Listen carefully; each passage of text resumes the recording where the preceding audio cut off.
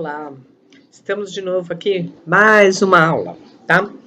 Bom, hoje vamos falar um pouquinho sobre a centralização monárquica.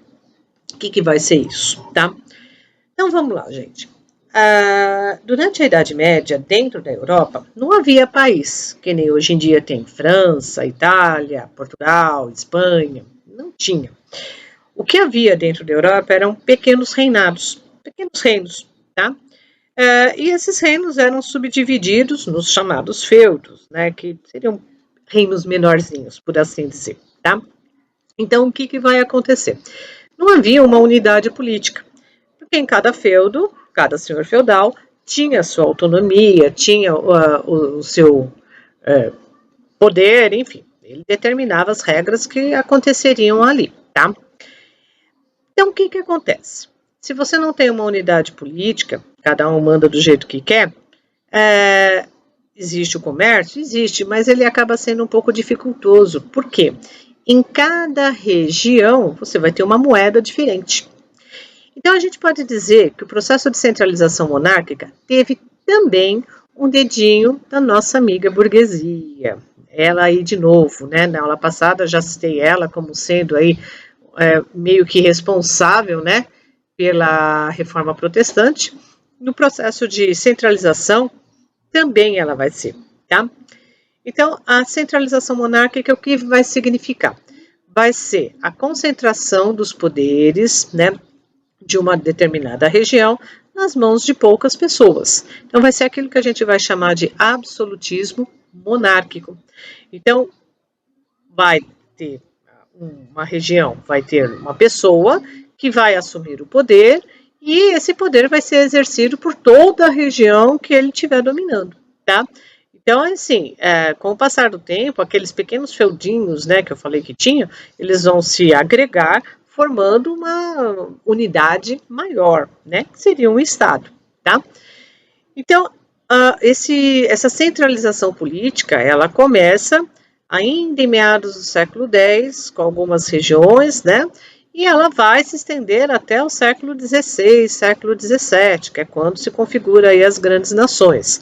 No século XIX, a gente também vai ter aí a formação de mais reinos, mas assim, não é um processo lento, não é uma coisa que vai acontecer da noite para o dia, tá? Alguns países serão um pouco mais rápidos em se formar, outros um pouco mais demorados.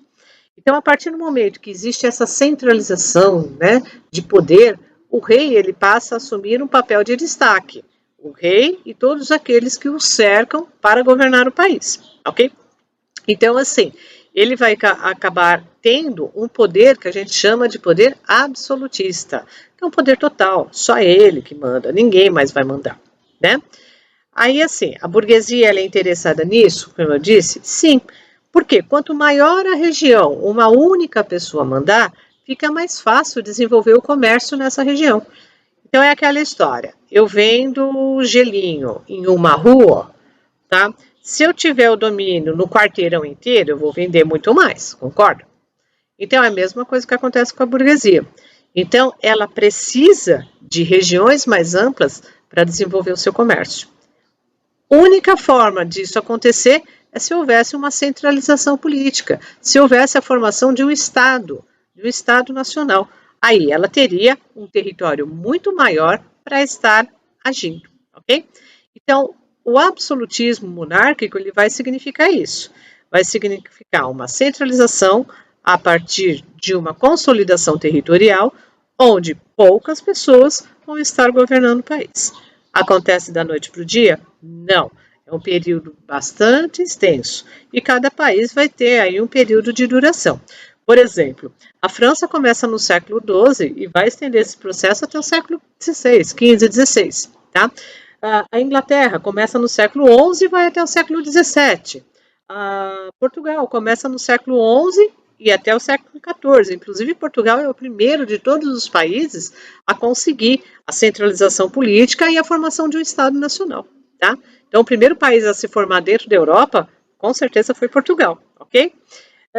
E a Espanha, a partir do século XV, aí ela já começa a se consolidar enquanto país, e formar o seu território, ok? Então, assim, o importante é perceber que essa centralização, ela foi necessária, ela foi apoiada justamente pela burguesia. E o primeiro passo para se consolidar essa centralização, essa formação territorial, é a formação de um exército nacional, tá? Durante a Idade Média, cada senhor feudal tinha o direito, né, cada nobre tinha o direito de fazer um exército. E não tinha assim um único exército que lutava por todos. Cada um tinha o seu. A partir desse momento histórico, o que acontece? Conforme os países eles vão se formando, cada país começa a ter um exército único, um exército nacional. E é isso que vai permitir com que haja a centralização do poder, com que haja a consolidação territorial.